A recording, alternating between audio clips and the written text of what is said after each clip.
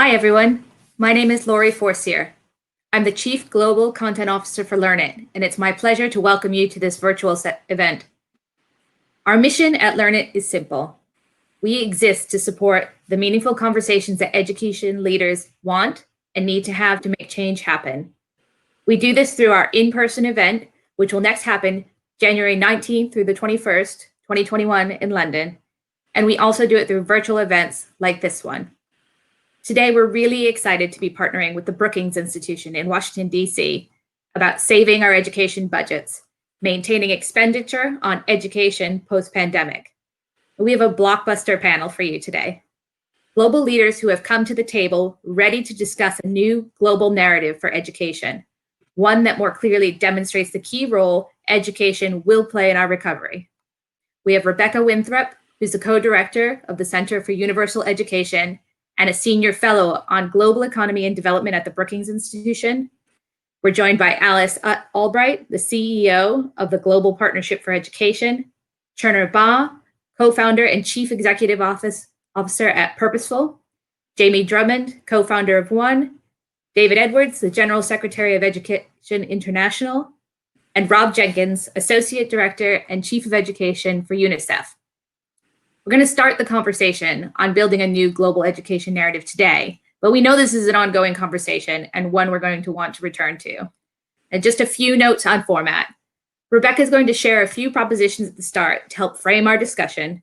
She'll then lead a 50-minute discussion with our panelists, and then we'll open up the floor to questions from our audience for the last 15 minutes. And you'll have a chance to submit questions that you might have or upvote those that you find particularly relevant. And with that, I'll turn you over to Rebecca to start our discussion. Thank you. Thank you, Lori, and thank you very much to all the panelists who joined today. I think there are two people who are online, but you can't see, and they may appear on their video shortly, Alice and Jamie. And also very grateful to the hundreds of people around the world who are joining us. So good morning, good afternoon, good evening to all of you. So I'm just going to throw some thoughts out there, and then we're going to turn over to what I'm sure is going to be a lively debate and discussion. And first, just on this topic of an education narrative, because that is what we are talking about. I was reflecting before this session, and I've been doing work in the global education field for 25 years, and from all sorts of angles. Early in my career, on direct implementation on the field, sort of later on in design and management of programs, then into research and really in the policy space. And the most impactful things that I think I've been a part of have been about reshaping how people see a problem in education. And I'll give you an example. Early on, about 20 years ago, I was heavily embedded in the education and emergencies community, which was a very small community at the time, very few sort of resources and tools. And we were struggling really hard to get the humanitarian sector to see education as a key part of humanitarian response. And it wasn't until, and we kept saying it's important, crises last for a long time. And somehow it was never breaking through. It's obvious that health and food and shelter and water and sanitation are urgent biological priorities. And it wasn't until we sort of flipped the narrative to move from saying education is life-saving to education is life-sustaining, and that actually all humanitarian interventions, usually after a couple months, shift to a mix of life-saving to life-sustaining, that we really broke through. So this idea of narratives, I think, is really, really important. And for us at the Brookings Institution, one of the things that we've worked on over time as a policy think tank that does research focused on uptake and use by practitioners and policymakers is to think about new ways of framing an issue, including bringing in thoughts and ideas on how to frame an issue from outside the education sector. We did a lot of work actually with a lot of the organizations here early on in the lead up to the Sustainable Development Goals on something called the Global Compact on Learning, which really reframed the debate from sort of access to access plus learning. And the reason we thought that was important was we were getting a lot of feedback outside of the education community saying that they thought the MDGs were a wild success, and these are non-education people. If they're looking forward, this is early on 2011, 2010, looking forward to this is, next set of goals, education might not be a part of it. So this idea of access plus learning was an important reframe. So for us, we are really worried about education budgets post-COVID. We're worried about education as a priority. Our role in Comparative Advantage is in no way being a campaign organization, but we are going to, and this event is one, probably the fourth one we've done now around this idea of education narratives, of building an education narrative around financing for education. And largely our remit is, and we're committed to continuing to do this, is working with high-level decision makers, heads of state, ministers of finance, and then helping build knowledge products that ministers of education can use to add to argument in their toolbox, and hopefully partnering with any of you who are on the advocacy side. So with that as sort of the rationale, what we're going to focus on today is, and I'm going to put out there, is some ideas around how to think about the problem of education budgets with a geographic focus. We're going to look at the Global South. I'm going to put out ideas around Africa. This is based on a piece I've done with co-authors. My Brookings colleague, Brahima Koulibaly, and my GPE colleague, Jean-Marc Bernard. And really, I just want to put three things on the table for our panelists to chew on, and for all of you. And this piece will be coming out through Project Syndicate later in the week, and we'll be sure to circulate it. So we're kind of getting some early stress testing here also. So the first thing is that everyone knows the global economy is hurting. So we have two big problems that we in the education sector have to think about. We have a shrinking pie altogether. IMF estimates that global economic contraction is around 3%. So that's one. And then the second problem that we're seeing signs of is that within that smaller pie, the priority of heads of state, ministers of finance, and governments in general, particularly in sub-Saharan Africa, are around health and social protection, including food security, and economic revitalization. And there's very good reason for this. So obviously COVID, a massive health pandemic, it's important to invest in health.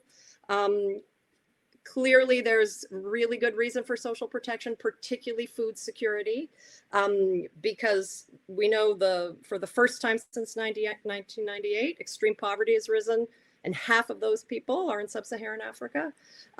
So that's clearly an important priority. And governments are, we certainly have been talking to heads of state, and our colleagues, my colleague Brahima Koulibaly is working very closely with heads of state across the continent, because he is an African economist and working quite a bit on thinking about economic development. And one of the things that heads of state are really worried about is social instability.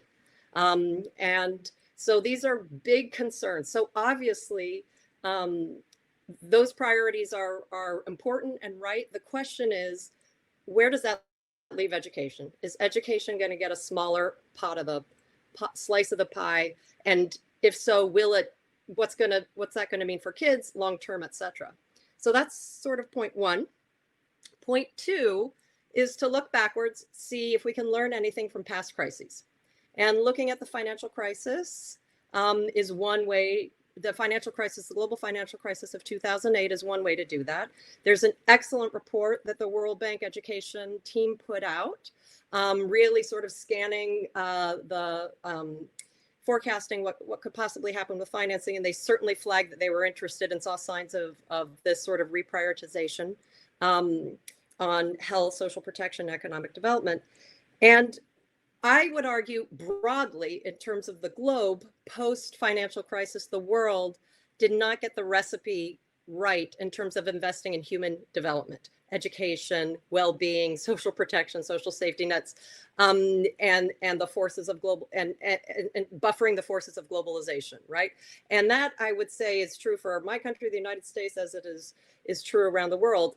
However, if you look at the data, sub-Saharan Africa in particular or Africa, I would say writ large, is an exception. Many governments have huge priorities on education in Africa. They have countries across the continent have very young populations. It's an important priority. And after 2008, what most governments did is grab the life preserver of borrowing and taking on debt to cushion the shock, and education budgets were maintained. The problem is that they won't be able to do that this time. There is no life preserver of being able to take out debt to cushion the shock. The financial markets for debt issuance are really unfavorable on the continent. So that's sort of number two. And that leaves us with point number three, which is, well, what should we do about it? A, but B, for the point of this discussion, what are some arguments that we could make to heads of state, ministers of finance from the education community to say that education should be an important part of the COVID response and recovery, both? And I personally, having worked in education crisis before I joined the Brookings Institution for a long time, I really believe education does have an added value. I'm not just searching around to try to make up reasons. So we came up with 4 arguments, and I'll tell you what they are. And these are the arguments that are in the piece that we've done that will come out later this week. They're not necessarily the traditional education arguments about why education is important. We had a vociferous, hot debate in drafting this, certainly within the Center for Universal Education. And I'm sure that I'm eager to hear, how our panelists disagree and how they would amend. But our 4 arguments really were, number one, if you're talking to an African head of state or an African minister of finance, an education minister should make clear how important school systems are to delivering all the things they care about: social protection, and including especially food security. There's great initiatives around school feeding, take-home rations back to families for kids who go to school. It's a really good way to be able to target the most vulnerable and to reach a wide variety of geographies. Similar with health messages. If you are not physically going to school through, interactive radio instruction, you can put health messages there that the health community needs to get out around behavior change. Or if kids are in school, it's a great way to administer vaccines, etc. And the reason this is really important is because schools are perhaps the most visible government institution in any country. I really can't think of any other government institution that has a reach so in every little community practically and across the whole country. So it's an incredible mechanism. So that's argument number one. Number two, we talked about how important educational continuity and making sure that educational access and quality relevance was to maintaining social stability. We know that already we're seeing quite a bit of social instability and reaction to lockdown and people literally not being able to survive. And we just know that education, if administered equally across the country, can have a pacifying effect. But more importantly, what we do know, and we know this from years of conflict research, if some groups in a society, and it could be the urban, the rich, those able to access internet, those able to access tutors and keep education going for their kids versus those not. It doesn't matter. It's however groups are broken down. If some groups within a society get much better education than others, that is a real source for grievance, and it's a real source for conflict risk. And actually, your risk of conflict increases. So that's argument number two. It's a kind of a preventative measure. Argument number three is that paying teachers is not only the right thing to do normally, and not only does it allow them to keep teaching and not get secondary jobs and trying to feed their families. Already teacher salaries are very low, and it's a difficult job as it is, but it's smart economic stimulus. We looked at 33 countries across sub-Saharan Africa, and on average, teacher salaries make up 3% of GDP. And that's bigger than the average size of a financial package that most African governments have put forward to fight the pandemic. So that's argument number 3. And the last argument is an argument that the education community would be most familiar with, which is really around how important, inclusive quality education is for the long-term recovery of a country, and particularly productivity and competitiveness, if you're talking to ministers of finance, and that the gaps in education and learning that are caused by COVID are really going to hit the most vulnerable the most. And we must find a way to continue learning and make sure that it's relevant and useful. So those are our kind of 4 big arguments. And we wanted to test it out with all of our panelists, and also get a sense of what our panelists are seeing from where they sit. We have a really distinguished group of people who are working on this topic, have been working on this topic for many years, and are continuing to spend many, many hours a day tirelessly trying to deal with education amid COVID. So I'm going to start off with a couple of rounds of questions and then open it up, and feel free, panelists, to jump in and ask questions of each other. Cherner, I wanted to turn to you first. I think we might have known each other the longest. Well, you and David are tied, at least. I think we met around the same time. But also, you are closest to the ground. You are a longtime global ed advocate, but at the moment you are sitting in Sierra Leone, and Sierra Leone has a very supportive head of state in terms of supportive of the education sector. It has a very politically connected and savvy education minister. So I'm wondering, do you see any of these concerns about not only the shrinking pie, but education getting a smaller slice of that shrinking pie, or do you not? Thank you so much, Rebecca. It's such an honor and a pleasure to be here and to see all of you. And thanks to Brookings and Nanit for having me on this panel. I have to say, it's not often where I'm invited as an activist to speak on an issue that I come to the table with pride for both Sierra Leone, where we stand on an issue. Well, I'm so used to throwing daggers and stones at the government of Sierra Leone and say, you have to do this, you have to do this. But on this one issue, I think you're spot on. The government of Sierra Leone, the leadership of Sierra Leone gets it. But there's a reason why they get it, and I think that's what I want to think, why countries should pay attention to Sierra Leone. Every argument you just made, Rebecca, has a laboratory in Sierra Leone. Instability, the threats of instability, the fact that this crisis might actually signal a new norm, and it's not a one-off. You mentioned the economic crisis. In Sierra Leone, we survived an Ebola crisis. We went through a period where we had a whole year when schools were locked down.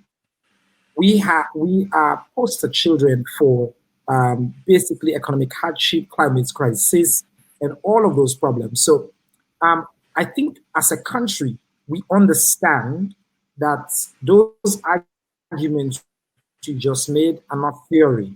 If we are to solve the problems of today and the problems of tomorrow, if we are to solve the problem of what some will call the youth bulge, I think you mentioned the threat of instability.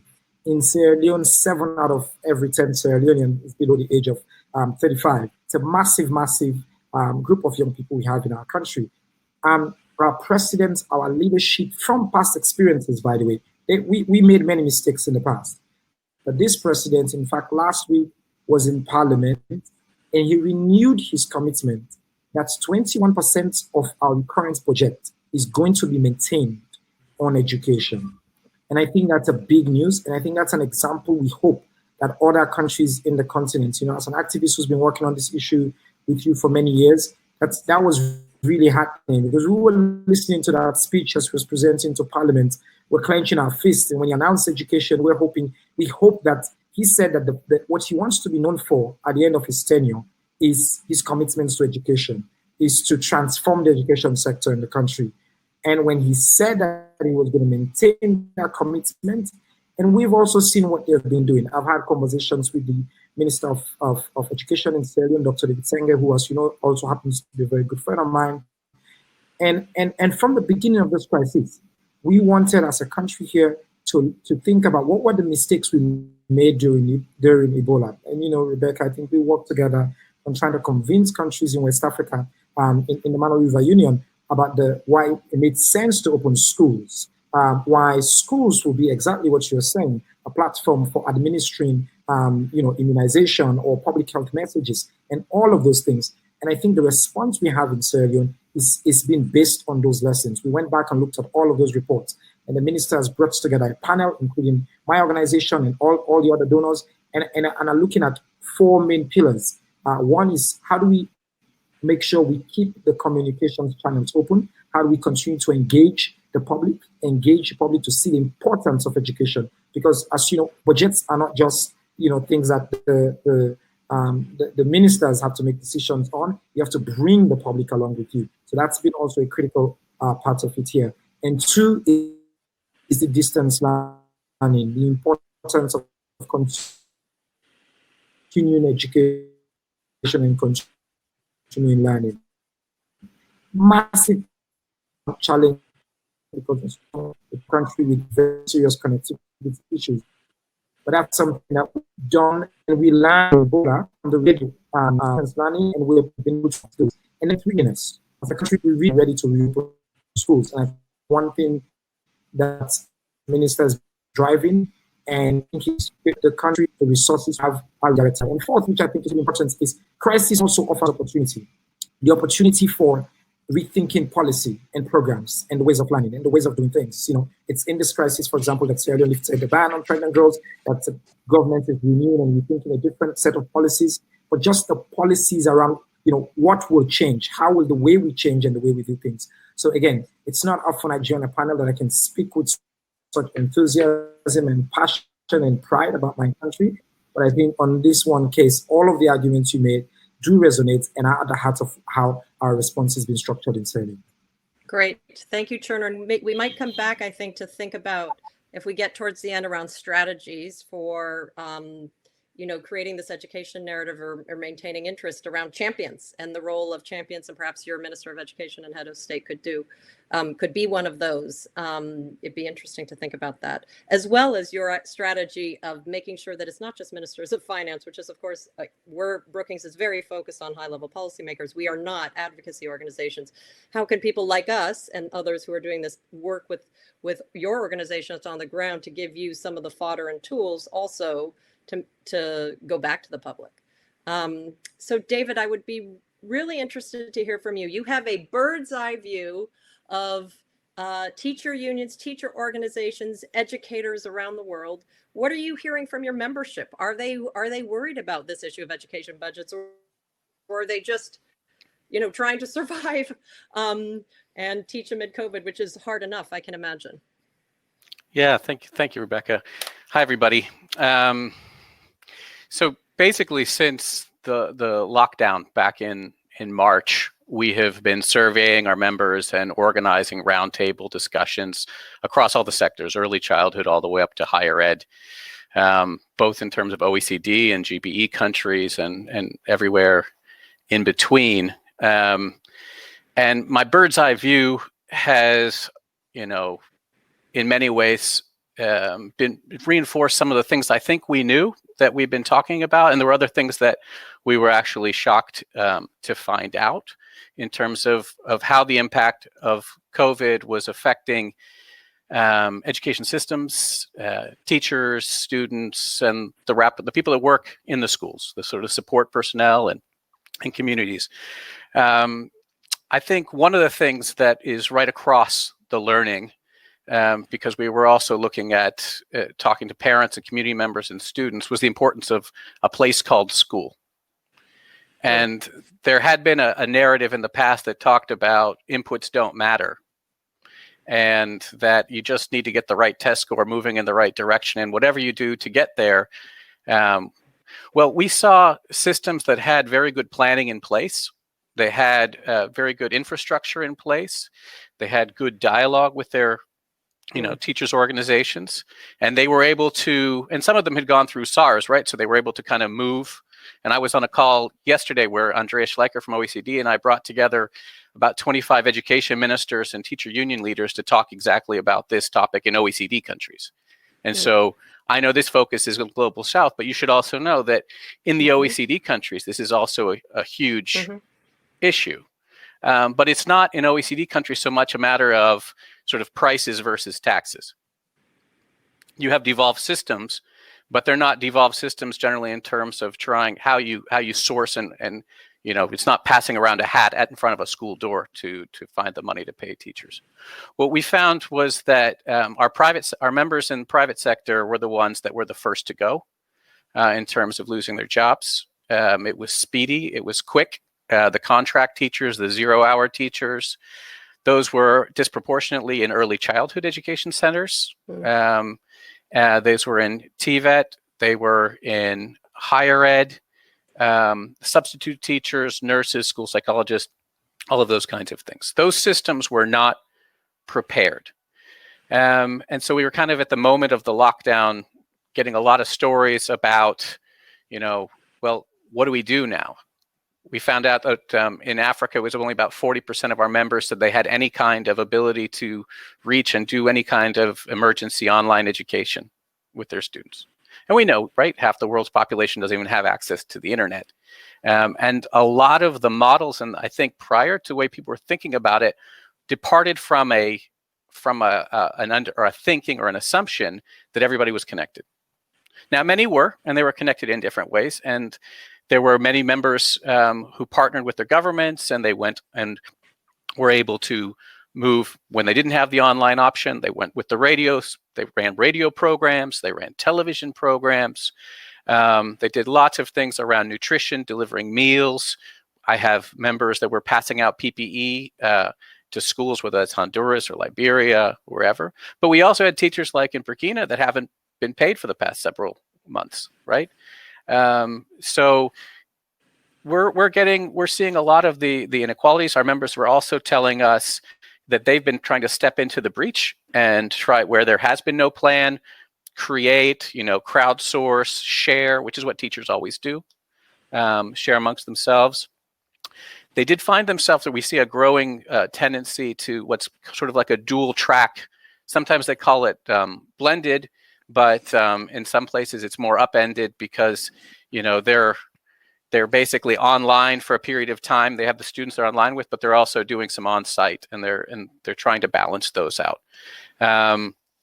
So I think what we're working on right now is we're going to be working with our members in the coming period as we're working on the reopenings and the guidance on reopenings, trying to think about, okay, well, let's do an equity audit. Let's find out, what we thought we had, and what did systems that were able to be resilient and were able to sort of support and make sure, follow girls and make sure that they came back and take on, deal with the nutrition issues, deal with all these other different kinds of issues, make sure that teachers weren't buying their own laptops, or like in El Salvador, when the ministry bought the laptops, then they came with a cut in the teachers' salaries.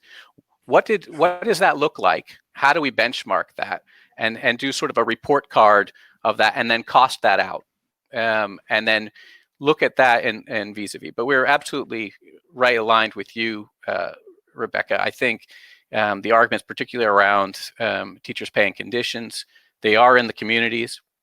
They are in every community, and that helps to make it more attractive. That helps to make sure they don't have to drive a cab, as many do, as you know, and other things. So it helps build more resilient systems. Okay, great. Thank you, David. That's really helpful.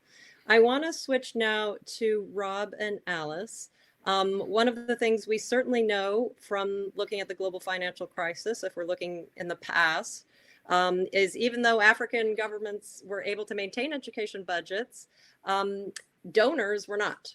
And education aid was hit pretty severely, along with a lot of other aid, and has just now basically recovered from, right before COVID, from pre-2008 levels. And there's a lot of people who say that education aid recovered much more slowly than other sectors also. I think there's some evidence to point to that. So as big multilateral institutions that work with governments but rely, heavily on aid to keep your wheels turning and to support those countries that you work with, what are you seeing and hearing around education budgets? And what's keeping you up at night, particularly vis-a-vis this idea of financing and the narrative around education? Rob, I see you on my screen, so let's turn it to you first, and then we'll turn it to Alice. Well, thanks very much, Rebecca, for involving me in this discussion. Thanks for the opportunity to contribute, and I very much appreciate your framing of the issue, and also much appreciated the panelists' contributions so far. Let me just touch on a couple of important points you've raised. One thing I'm sensitive to is recognizing we're alternate, or many of us are directly working in the education sector, and are obviously very interested in this, not to make the mistake of all kind of jointly advocating amongst ourselves on the importance of education, recognizing we're all very much work with education. Exactly. But to instead kind of zero in on some of the tricky parts that will help us, sort of equip us or share best practices and experiences on what's proven to be effective in advocating for public resources in education, and how we can learn from these best practices or lessons learned. Now, one thing I just need to caveat, just to make sure we're all on the same page, is in low-income countries, the role of aid in the education sector is very modest. The big role of players in financing of education are children, parents, and government and national governments. And, figures like 95% of the funding comes from non-international players. That's not something UNICEF often recognizes, because we're, of course, it's not our part, but it is a modest part. And unfortunately, in low-income countries in particular, but also it's not exceptional in OECD countries, the role of private financing, parent financing, is also significant, and that has some very real equity issues, something that you raised.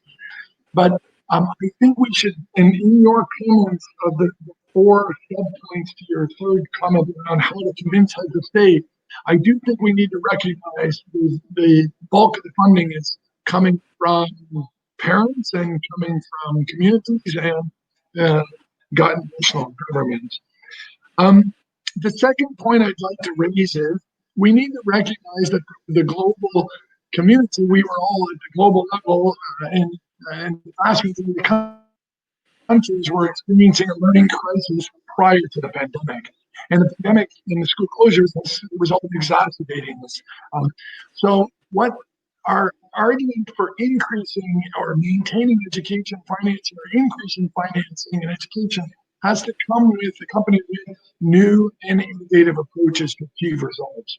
Because I think a rational reaction of some key decision makers like ministers of finance or heads of state, if we're advocating for more education resources, would be, but show me where it works and where indeed it results in learning outcomes. Because we, UNICEF, and all of us, I'm sure, have recognized that indeed we're facing a learning crisis. So we need to figure out a way to accompany the argument with maintaining and increasing education expenditures with we're going to change and do new things so that we don't achieve the same poor outcomes with many countries all over the world are experiencing. For example, 88% of 10-year-olds in Africa cannot read and write, even though the vast majority are attending schools. So with the argument on maintaining public resources on education, needs to come with a new openness to innovative approaches that will achieve learning outcomes. And my impression is, one positive silver lining, if you'd like, is from this pandemic is new openness to new approaches, new ways of thinking of education and delivering on learning outcomes. And I think we should collectively seize that opportunity. And that needs to be done very sensitively. It needs to be done with absolute laser focus on reaching the most vulnerable. But we also should seize this opportunity of this renewed openness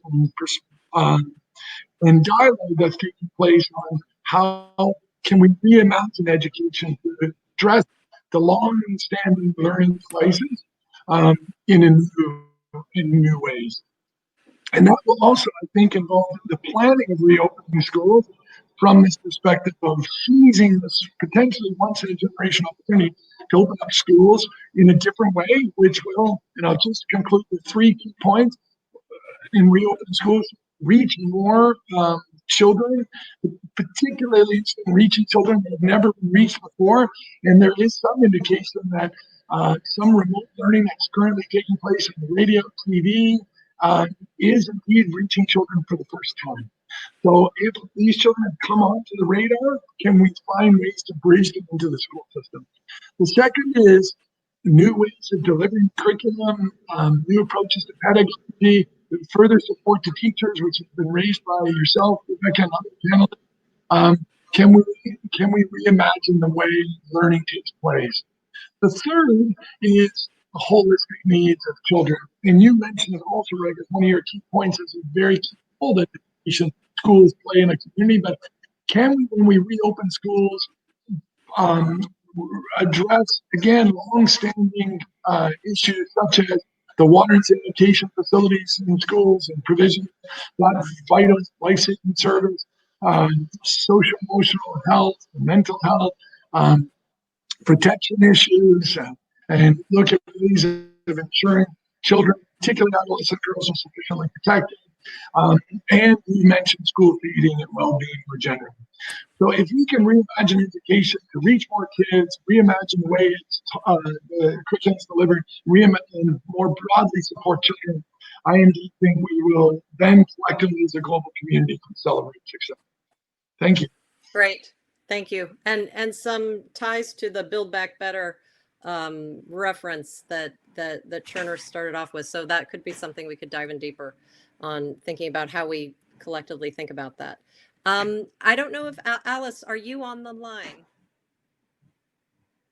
I don't think that she is, unfortunately. She was with us briefly at the start, but unfortunately we will force rejoin. Forward, and if she joins, we'll loop her in. Jamie. Okay.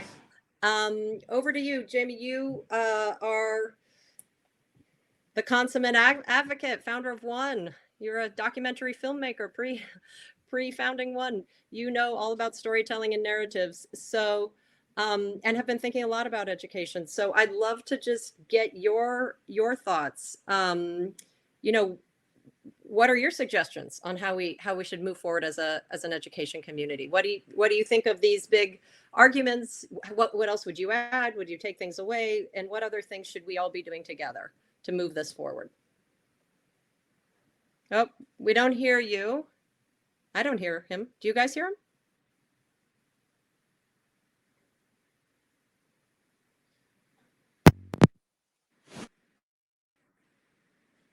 Oops, see. Now he's disappeared.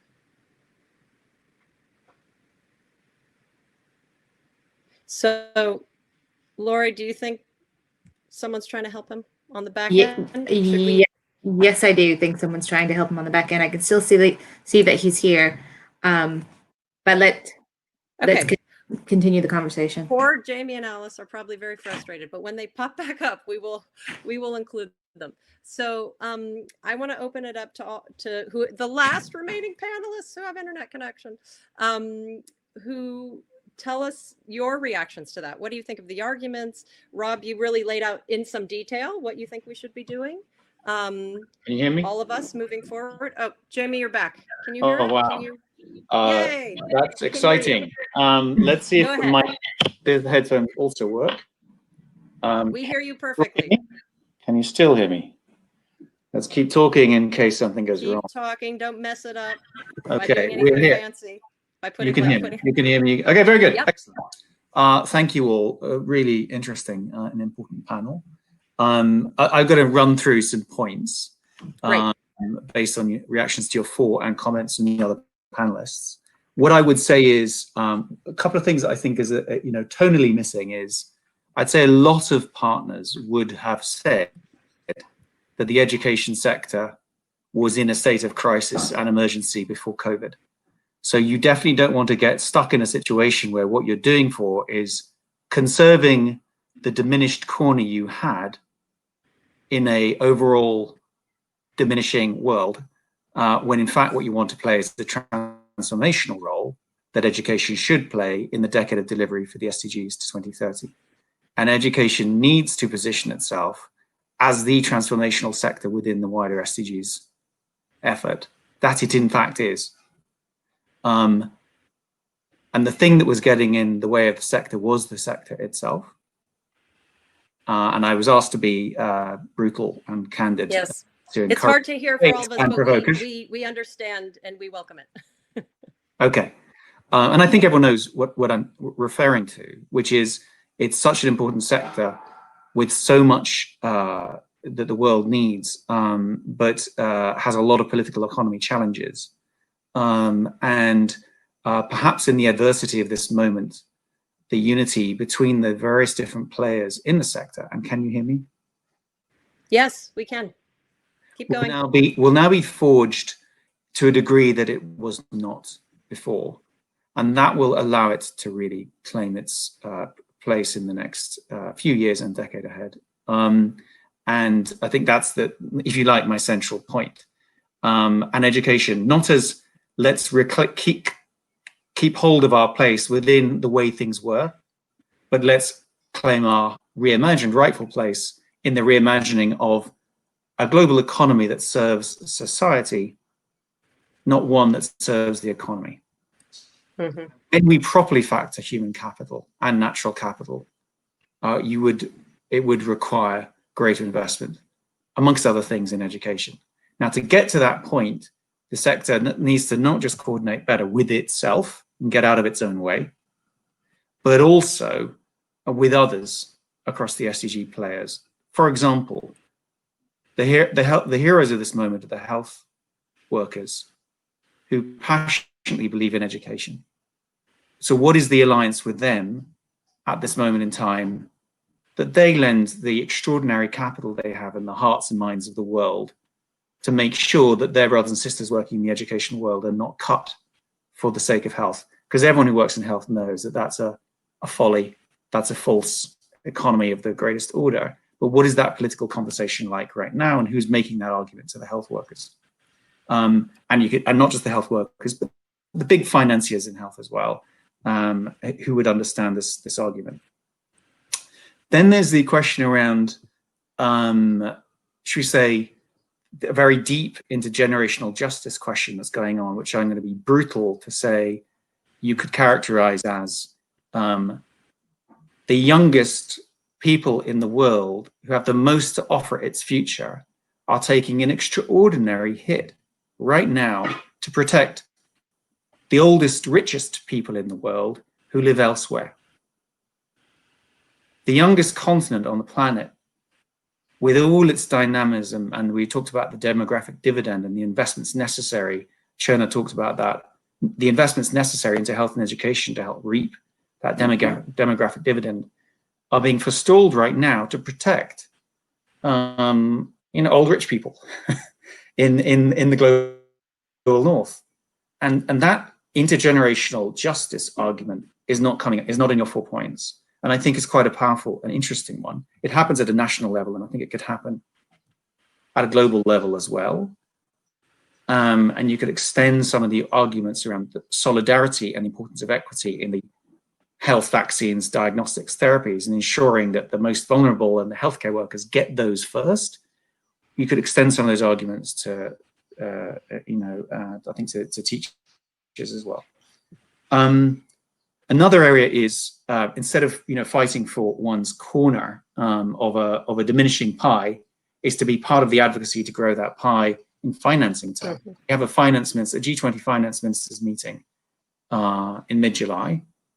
How are you organizing? How is the education sector organizing its financing asks and partnering again with the health groups, the climate groups, and others to make sure that we get SDRs a new allocation of SDRs from the IMF done, that the debt relief deals do result in more or preserved financing for education, and the various sort of sweating and leveraging of the IMF and the World Bank's assets and so on. The education sector is campaigning for those things too, because that will create the short and medium term liquidity that helps protect budgets, that will help protect education budgets. But if you're not campaigning for those things that are not just about education, you won't be helping preserve that pie, and in fact, potentially in the future, growing it. And I think if you add those kinds of arguments to the ones you've got, you make them a bit more politically interesting and marketable in this very complicated moment that we have at the moment. So yes, that's it. So a bit more coordination within the sector. In the face of adversity, I see that happening much more. More coordination with particularly health and climate groups, health groups, because they're the front lines of this this crisis and have a lot of capital and need, and climate groups because they were organizing quite brilliantly for system change and for, should we say, well-being economies, and a system change within which education has a massive role. If you look at the UK Citizens Assembly going on right now, the biggest ask of citizens is, in fact, why were we not educated on the climate crisis properly? What is wrong with our education system that it does not deliver us that knowledge and information, and then tools to figure out what to do to create resilient economies and futures? What was it that was wrong with the education system that we have that didn't give us those tools, and how now will education deliver better information about the climate crisis going forward? That's a UK Citizens Assembly result. There's similar things going on in other countries. So, that's a sort of a request of the education sector as a transmission, as an education thing for society and for strengthening values around sustainability and understanding it. But I think again, it's part of education claiming its place, not as one alongside many other issues, but as a central one for the next decade, at the center of the decade of delivery. Great. I already see some questions coming in. It's asking you to, before I turn to the other panelists for reactions, to Jamie in particular, but others as well. There's a question coming in, Jamie, that around what do you mean the sector is getting in the way of itself? I think you passed over it quickly. It has been hard. It has been hard to do advocacy. It has been hard. So I'm not an education specialist. I'm should we say, a campaign and advocacy specialist. I try and work with nutrition people, health people, a lot of time with the health people, debt campaigners, economic justice campaigners in different ways. Of all the sectors I've worked with at different times, the education sector has been the hardest to work with because the mechanisms have found it hard to collaborate in the past.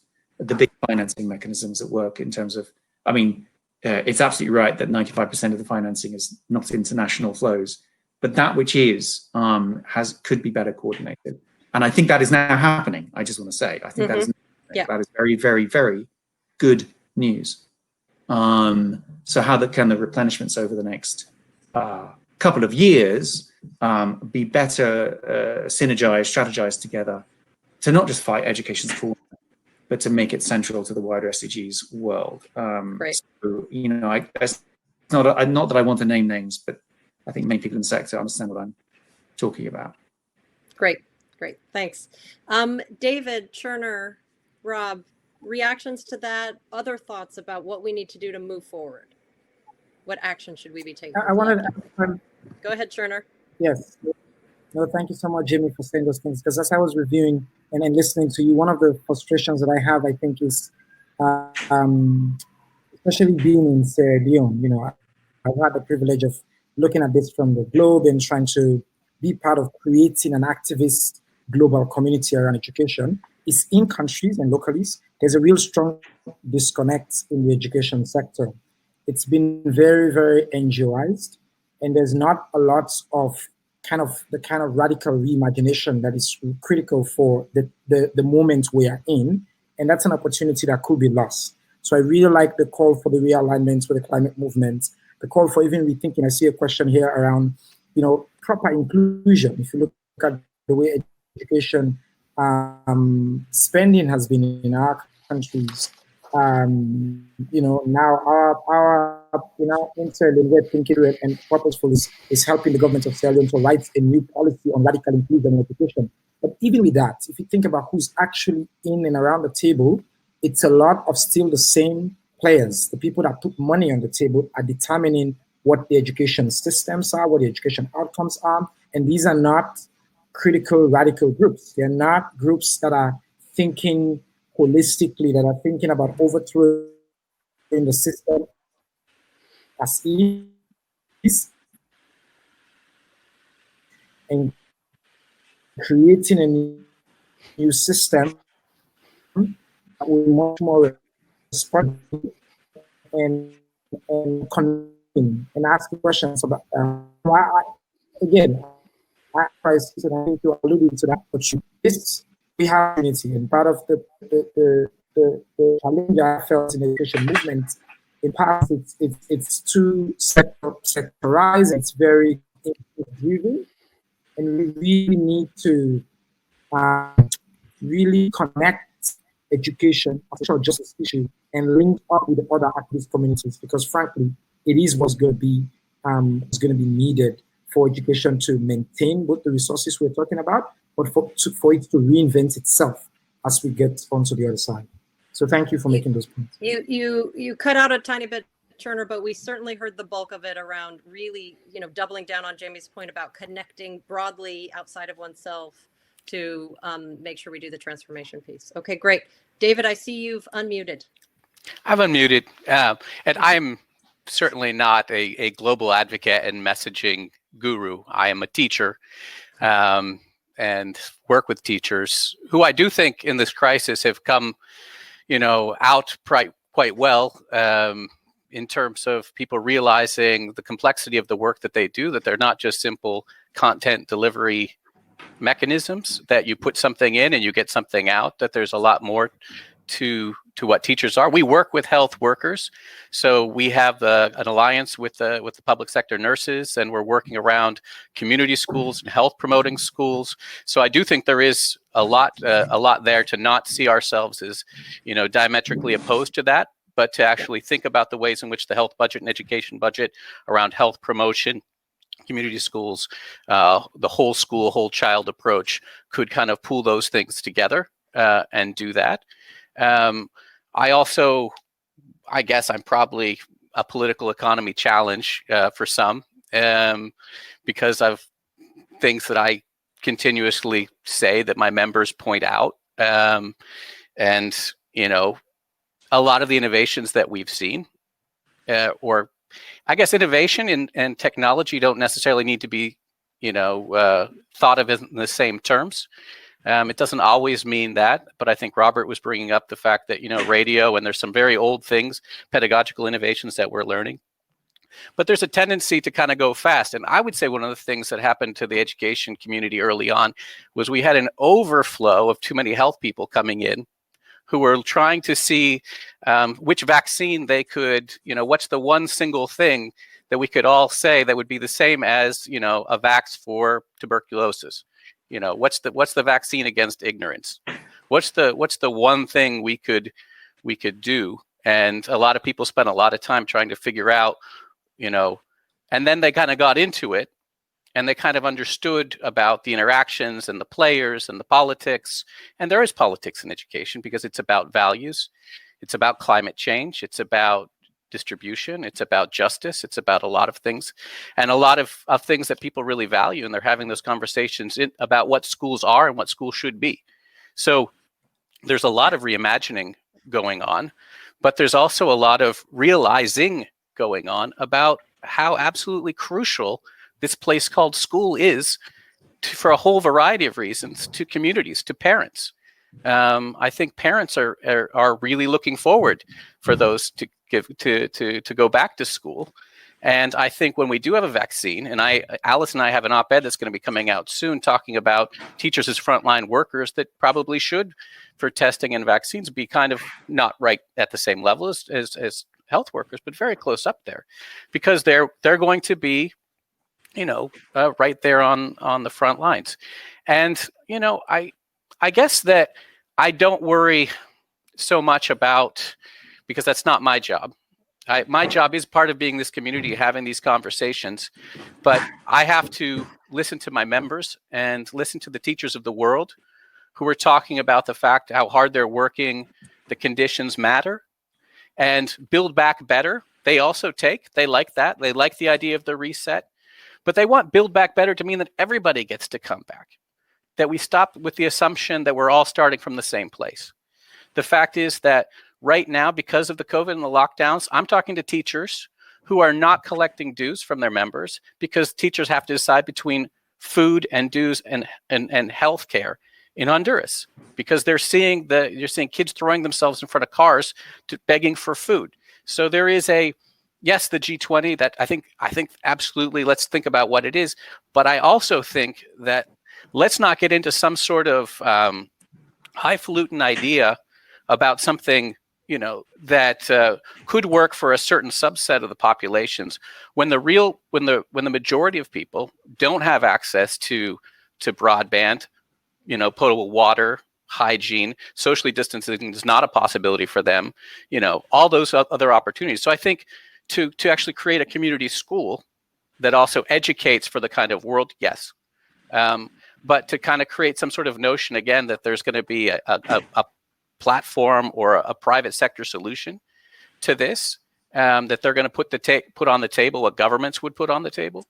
I just don't see it. I do think debt relief is a smart one. We would definitely come in hard with that. We absolutely. But, for that 95% of education budgets, we do still have base erosion problems, right? So we still have multinationals that aren't paying their fair share. So I think we should call them out too. Great. Thank you, David. I don't know if the rest of you see me frozen in time looking down, but okay, I see myself that way. Good. Thank you, David. I wanted to briefly, Rob, before I come to you, I wanted to make just one point, because David, you bring up, I think, a really important debate around the word innovation. And as all of you panelists know, we've been doing a lot of work on that topic in Brookings, and this idea of leapfrogging inequality, really trying to see what are those innovations that could help close the inequality gap.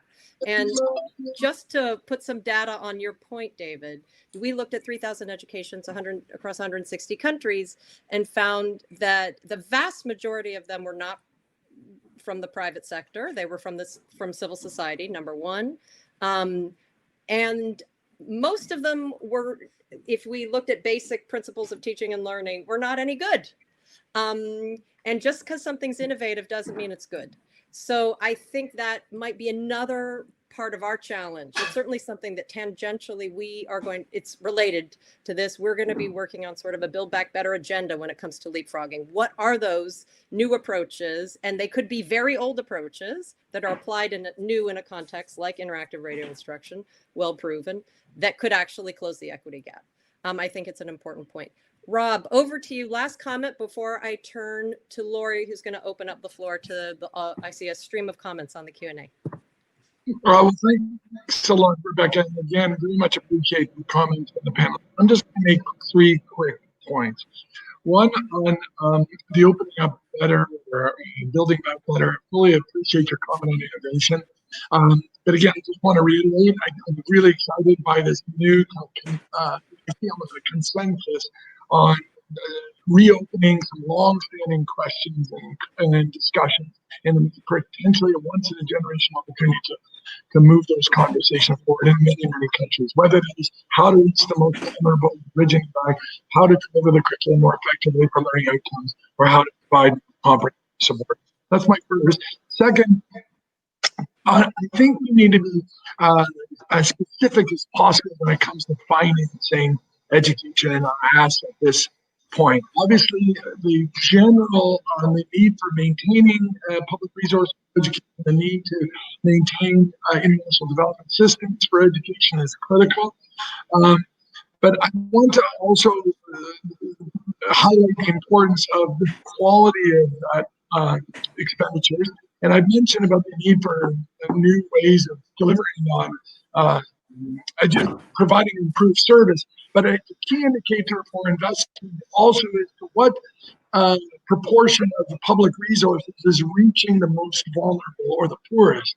And UNICEF did issue a report a few months ago that showed that of the $100, let's say, that is spent in education, the poorest 20% of children are not receiving their $20 of the 100, meaning they're not receiving their full share.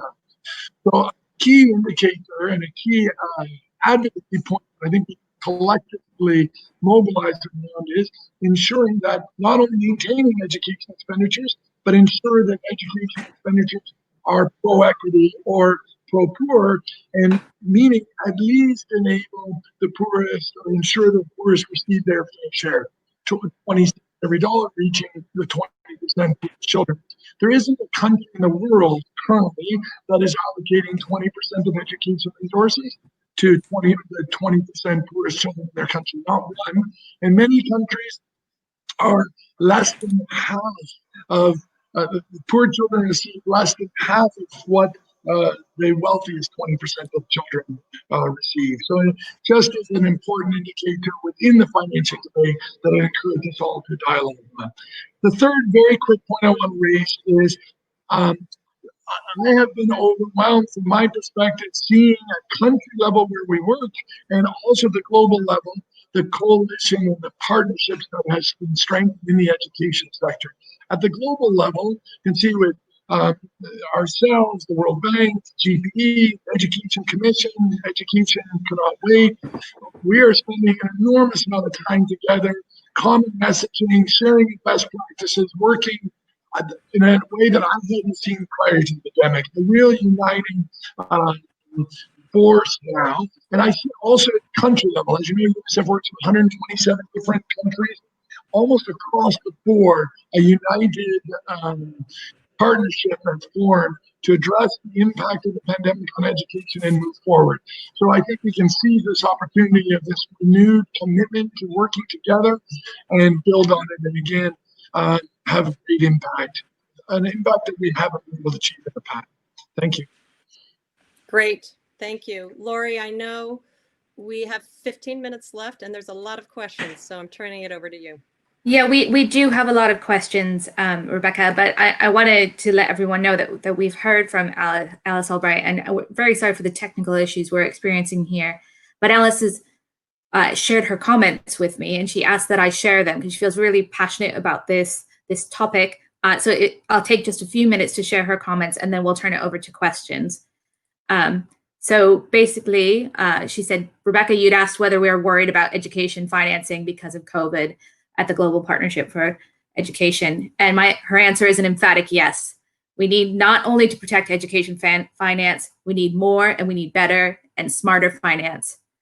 And she's seeing developing country governments mobilizing quickly to mitigate the immediate impacts of school closures.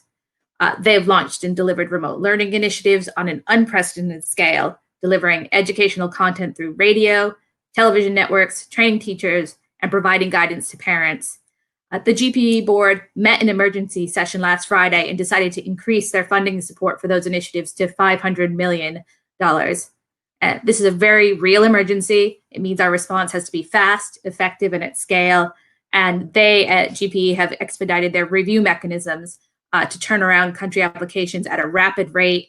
First 10 proposals are already approved, totaling $125 million, and they have another 38 country proposals under review. And she says that while $500 million is a big investment globally, she knows it's a drop in the ocean of need. And she knows that this aid is not going to fill the gap. They have to focus on protecting and expanding domestic financing of education and use external support wisely. With children's futures quite literally on the line, we need to be working together, which is what this panel has been talking about, to do three things: safeguard education budgets, build back better, and fill the gaps in education financing. That first item, safeguard education spending, the immediate priority must be safeguarding education spending in the face of a potentially severe liquidity crisis for developing countries. For many developing countries, this means confronting the issue of debt servicing. At least 30 of GPE's partner countries spend the equivalent of half or more of their annual education budgets servicing that public sector debt. And every dollar spent on debt servicing is one less dollar for learning, the engine of future recovery, resilience, and growth. The G20 delayed debt servicing on bilateral loans for IDA eligible countries, and the IMF has offset repayment costs for 25 vulnerable economies until December 2020. These measurables are commendable, but they're not enough. Relieving, postponing, and restructuring debt for low and lower middle income countries must be a part of the solution to create the financial space for countries to invest in education. Donor countries, despite their own economic pressures, must also step up their commitment to education, particularly for low income countries where development assistance makes up a significant percentage of education funding. Second, build back better, more efficient, effective, and innovative education systems. Given the growing needs and the shrinking resources, it's more critical than ever that we support countries to make sure every dollar spent reaches the front line of education systems, teachers, and learning. This might mean tackling waste in procurement, making sure that teachers are paid transparently and on time, or negotiating more effectively for the hardware education systems run on, ranging from classrooms to textbooks. There's a large inefficiency in education financing in developing countries, which must be tackled head on. High repetition rates are just one prominent marker of the inefficiency. Tackling this demands a system-wide perspective with a sharp focus on equity and quality learning, and this brings the poor rural girl squarely to the center of the frame. The donor funds must also be used much more efficiently than is currently the case. One of the repeated findings in GPE evaluations is that so much aid financing is run as separate projects, which are often not based on sector plans and not using government systems for implementation. Weak government systems will never be strengthened if donors avoid using them. We need to better align external financing and invest in capacity building. And then finally, innovate at scale. The pandemic offers us an opportunity to build back better, to drive improved and more equitable learning outcomes. She's hearing ministers of education from them an intent to take the remote learning solutions they have put in place during school closures to reach kids who are never in school and to keep these programs running after schools reopen. They're reimagining how to deliver education, and our job is to help them bring these innovations to scale and sustain them. So investing now in strong systems that are more resilient to shocks and school closures is also clearly more important in our approach. Pre-pandemic, education spending was not on track to get all children in school and learning. The coronavirus pandemic presents a very real risk that we will fall even further off track to meet SDG 4. Creativity is key here, such as the GPE multiplier, an innovative finance instrument that helps to catalyze new external support from donors and others. The global community could build on the traction of instruments like the multiplier by exploring new sources of support for education systems ranging from debt restructuring that protects human capital investment to blended finance. As the crisis recovery financing packages are assembled, human capital should be at the center of the programs. Rebecca has pointed out that one broader advantage of investing in the education system is the geographical reach of the school network. Smart investments in that system not only improve education opportunity for children, but ensure economic stimulus is spread around the country. Building on that perspective, let's look to stimulus packages that invest in things like equitable school infrastructure and internet connectivity at scale. That means that we are in the education world having to forge new partnerships outside the sector and engage with health and water and sanitation and social protection sectors, but it particularly means we have to engage with the finance community, ministers of finance, and the global and regional financial institutions.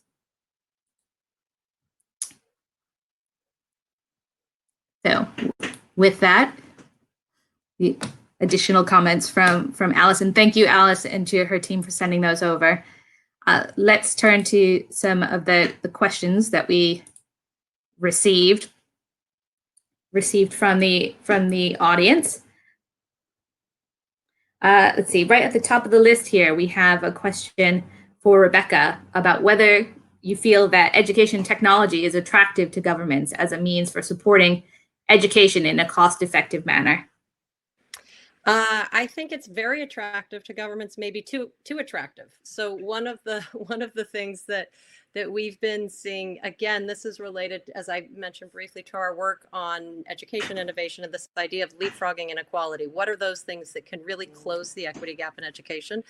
And we are working on two components. One is really looking at ed tech and what is actually effective in closing the equity gap and improving teaching and learning. And the reason we picked ed tech is by and large because we've heard from a lot of our stakeholders and decision makers, government decision makers, that ed tech is sexy.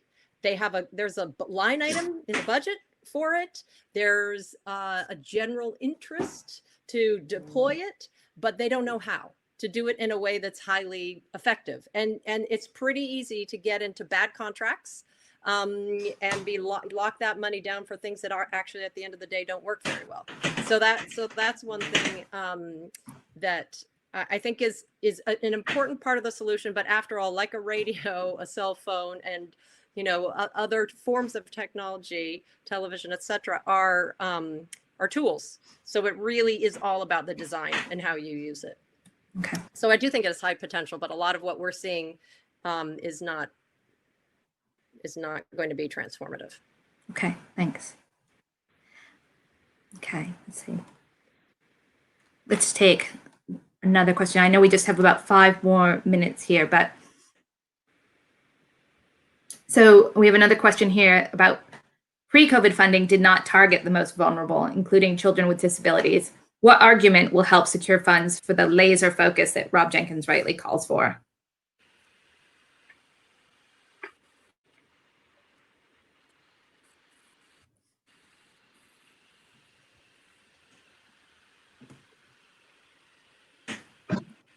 Do you want me to come in? Or? Yeah, sure. It's to anyone, really. Thanks for that comment. To me, I think the best way for us to collectively convince others on the importance of this issue is to draw case studies and show examples of success. And there are some amazing examples of governments and communities proactively reaching disabled children and other vulnerable children and meeting their minimum or meeting their basic education needs, and also stretching out and enabling them to realize their full potential. And I think if we can be better collectively at documenting how that was achieved, what are the solutions that are in place, and share those at local, community level, school level, communities, and all the way up to senior decision makers, that would be a step. Sometimes I think we lose ourselves in the advocacy of reiterating the importance of, and don't complement that with a concrete toolkit on that level. And I do think we see lots of successes in many countries, including in low-income countries, in bridging children of a variety of abilities into school systems and benefiting the system as a whole, which we can do better at documenting. Can I just add? Please. I mean, and I also think that the current system of incentives is absolutely wrong. If we want to think about how do we make it so that, it's because right now, with a lot of the high stakes systems that are in their place, you now have drivers to push kids out. Those who don't score well, those that are hard to educate. So we got to make sure that for me, it's a rights-based approach that's going to basically do that best and make sure that you've got the right drivers. I mean, you could measure a government's, in terms of because the whole human capital thing in terms of people with disabilities, you could flip it and say, we're going to measure and rank countries by your ability to educate your most vulnerable. So who are the ones that can ensure that you have the materials, the tools, the time and the trust to get those populations into schools and educated and beyond there and back into societies. And I think that's the thing you want to incentivize. Does anyone else want to jump in on that question? We've got one question here. This is put forward that one of the most cost-effective ways to improve learning outcomes could be to shift the dynamic away from a teacher-led learning model to one where learners become increasingly more responsible for their own learning journey, so they can drive learning activities that suit their needs. what's the response of the panel to that? And do you think it's a good idea? Do you think that's a negative proposition? And what's the possibility of doing something like this globally? I mean, I'll just say my 2 cents, but I'm sure plenty of other people have something to say. I think there's a lot of room for crowding in different ways of learning. There's a lot of ways that you can think about out of school time. There's some great, some of the tech initiatives that are usually offline that are really helpful, can be very useful, sort of learning really good literacy and numeracy acquisition offline through a tablet, a digital teacher. But that I just do not see any way to replace a teacher. Like education is a human endeavor. And I think most parents around the world now see that because they're at home trying to get their kids educated and they see they need to be there to help them. So I think there could be lots of great partnerships, but I do not think you're ever going to be able to replace teachers. Can I just it's nice to hear you say that, Rebecca. I agree with you. I would say I was on, like I said yesterday, with the OECD, and they were looking at the PISA and the TALIS surveys, and what do we know about different types of pedagogy in relation to outcomes and learning and equity and all these kinds of things. And there's a sort of sum up point, which is good tech can amplify great teaching, right? But good tech can do nothing if you don't have good teaching, and good tech by itself is actually meaningless. And I think one of the things that a lot of people are wrestling with is the sort of splendid failure of the rollout of disruption of what this was going to be in terms of people being happy sitting in their rooms on screens all day long. And I think that wasn't the experience when you survey and look at children, talk to parents. But the idea of setting those as a part of each, against each other is also a problem because, I think you can have all sorts of ways where you have some direct instruction on certain moments, and then you can have some student-led things, some inquiry. Tech can wrap around and help support all of those great things. But if you don't have an instructional person with some discretionary power to make choices, and know their students and be able to move with those different kinds of tools, then you basically just have an algorithm in the dark. And those things are basically doomed to fail. Okay.